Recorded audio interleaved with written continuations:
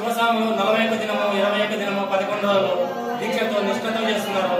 కాబట్టి మా గ్రామంలో ప్రతి ఒక్కరూ యాగం 4 గంటలకే లేచి శ్రీ భ్రమరాంబ మల్లికార్జున స్వామి వాళ్లకు బియ్యము, బేరలు, రవిక శివస్వాములకి సమర్పించి ఇదే పద్ధతిలో ప్రతి ఏటా జరుగుతూ ఉంది.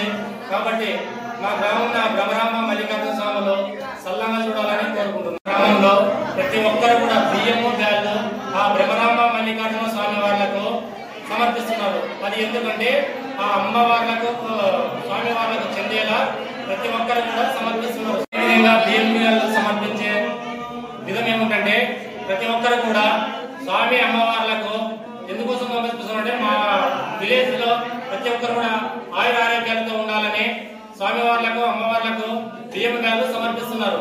కాబట్టి ఆ అమ్మవారు స్వామి వారి దయతో అందరూ కూడా సుభిక్షంతో ఉండాలని కోరుకుంటున్నారు.